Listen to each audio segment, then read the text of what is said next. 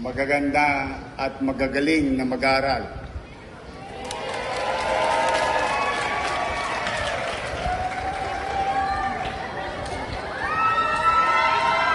St. Paul talaga, may asin pa eh.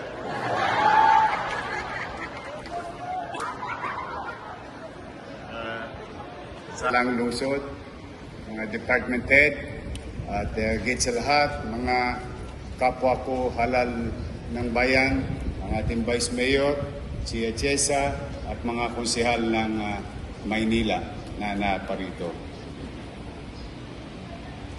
To the diplomatic community, His Excellency Daniel Hernandez Joseph, Ambassador of United Mexican States to the Philippines. Buenos dias. Buenos dias. We've been so many malas. But I'm happy seeing you today. Her Excellency Dr. Catherine McIntosh, Ambassador of New Zealand to the Philippines. His Excellency Jing Kwan, whom I met a few weeks ago. Thank you for your visit in Manila City Hall. We are very honored. He is the Ambassador of the People's Republic of China to the Philippines. Mr. Y. Robert Ewing, charged the affairs of the United States of America, the embassy. I hope you will not leave Manila. We're always happy to host you, the embassy. Been together for so long, especially in this day that we are commemorating our history, a long history of partnership with the national government, of course, the local government of Manila. Mr. Pedro Linas, charged the affairs of the Kingdom of Spain to the Philippines. Minister Ono Sho, Deputy Chief Mission of Japan to the Philippines. Ohayo gozaimasu.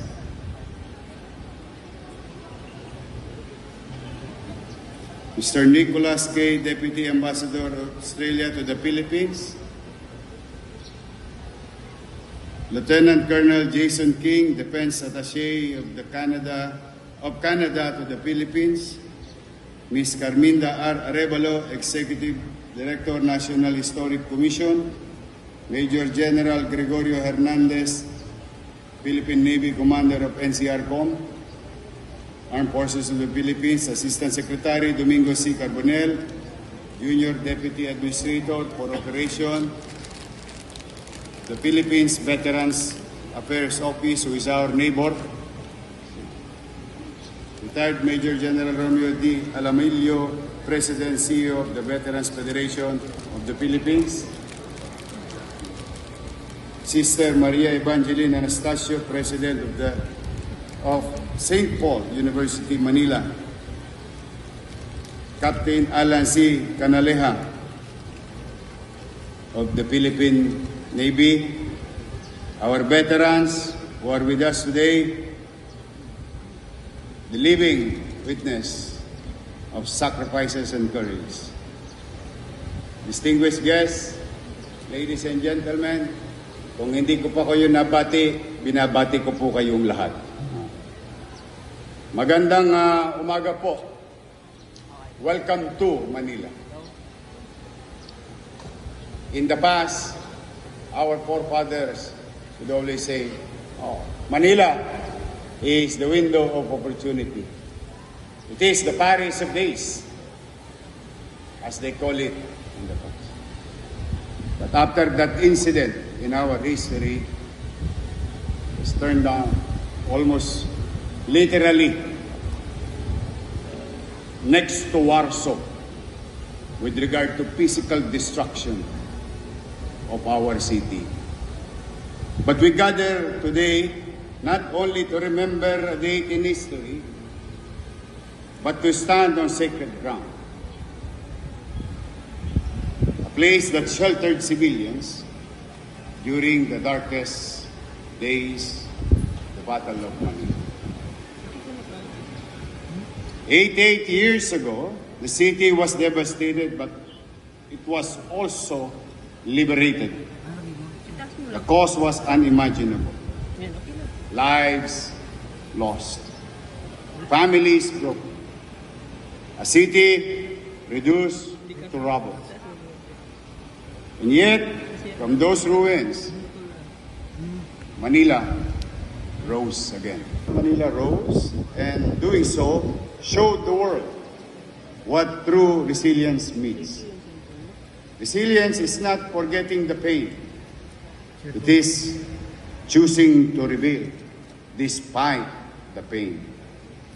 We remember today not to reopen wounds, but to learn, to heal, and to choose peace. Madalit salita para sa mga kabataan katulad ko na kasing idarang kong mag-aaral. Move on na. Yes, we have to move on fast.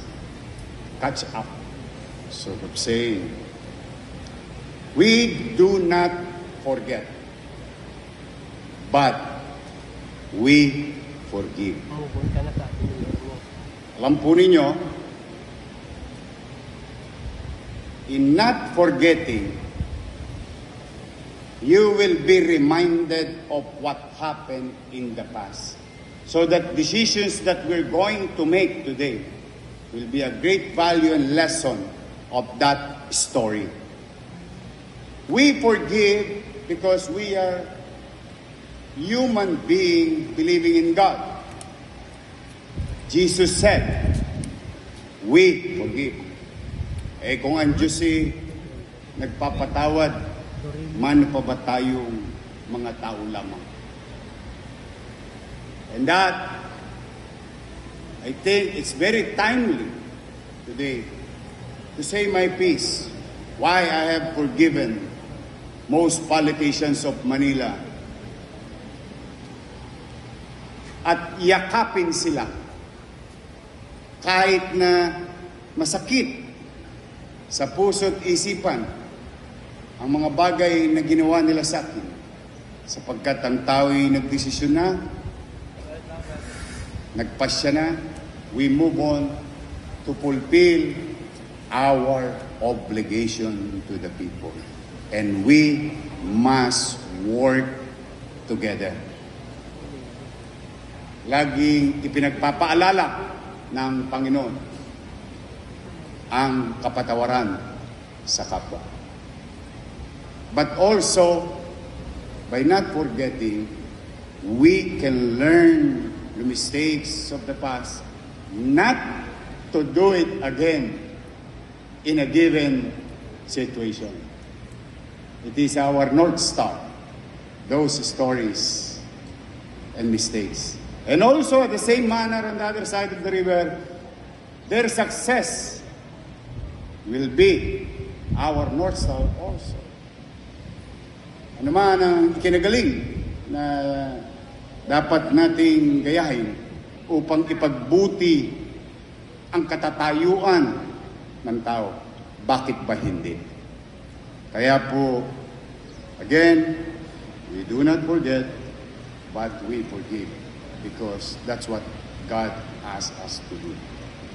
Because in history,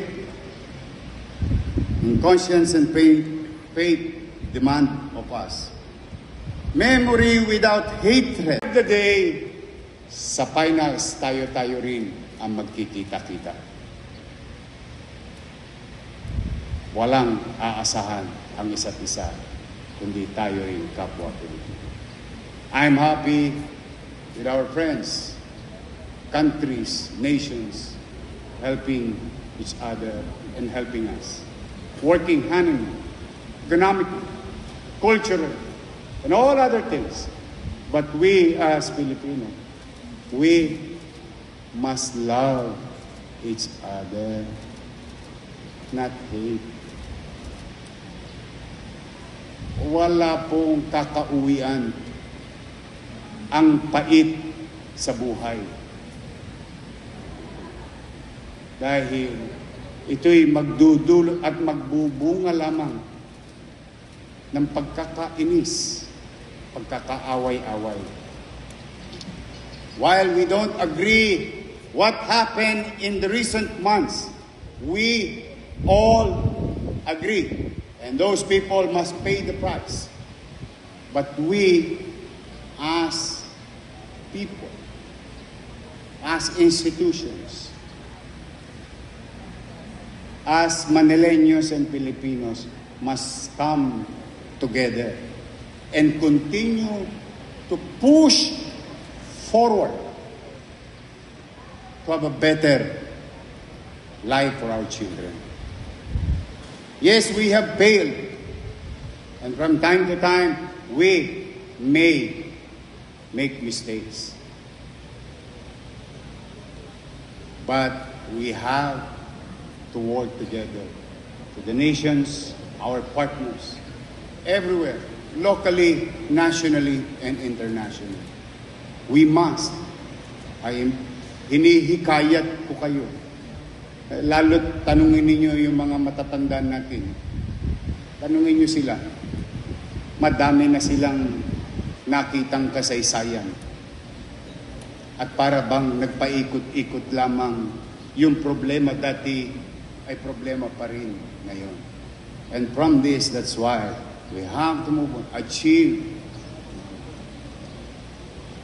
pick all those low-hanging fruit. But we continue to move on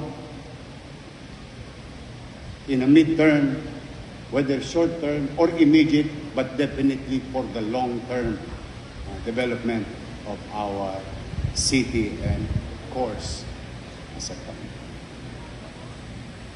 Because the threat we face today may no longer just be the bombs and bullets, but they are no less real. We see them in disasters made worse by the climate change. We see them in health emergencies that put our system to the test. We see them in disinformation, cyber threats that quietly weaken trust and divide societies. For the city like Manila, dense, coastal, and deeply interconnected, these risks are not abstract. They are part of our everyday governance.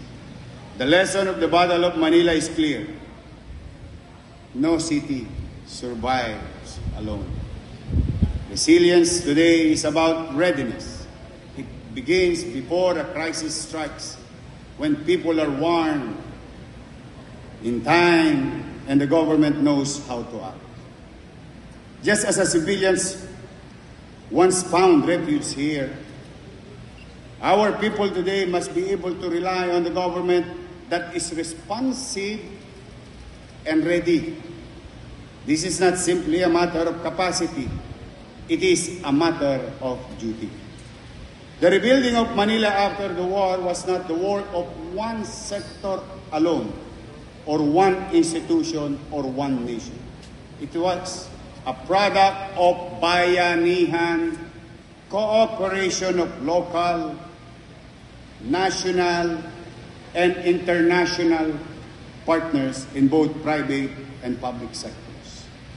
The same spirit of bayanihan is what we need today. Mas madalit salita para sa mga ATABs, collaboration.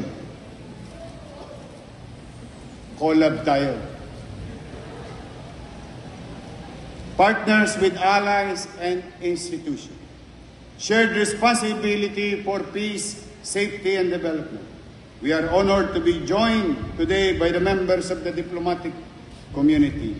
Your presence reminds us that after the war, cooperation helps cities rise again. And that even today, peace is sustained not by isolation, but by partnership. In facing modern risks, we continue to learn from one another, share experience, and act together when it matters most. Let me repeat what remains true then enough. Let us stop hating each other. Let us not divide our minds and hearts as Filipinos. Alang pupuntahan ang toxic na buhay. Positive, good vibes. And continue to fulfill your visions and aspirations in life. Even your dreams. Mga kababayan, mga batang Maynila, mga guro, institusyon, ahensya ng pamahalang nasyonal at lokal.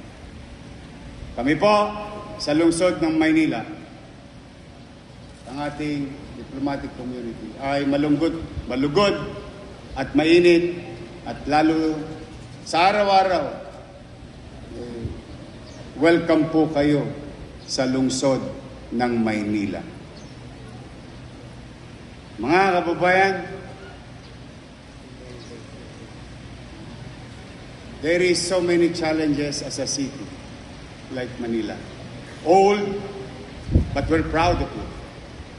If you want beautiful buildings, architecture, go to Ortigas, Pasig. Go to BGC, Taguig. Go to Makati. They have all the beautiful buildings there. But they don't have a story. There is no soul. Here in Manila, we are old. But we have a lot of story to tell. And in Manila, most of Filipinos has a story to tell. One way or another.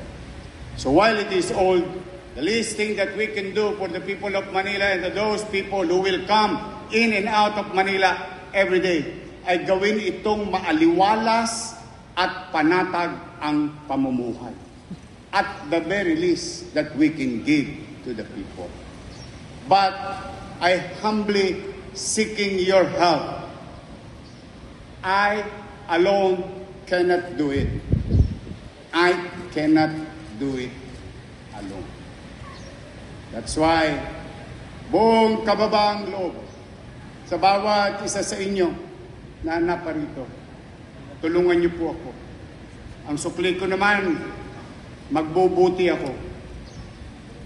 Magiging mainam ako. Magiging may epesyente ako. Kulang ang araw ay gagawin kong araw. Ang gabi, gagawin ko pa rin araw. Mapaglingkuran ko lang kayo ng maayos.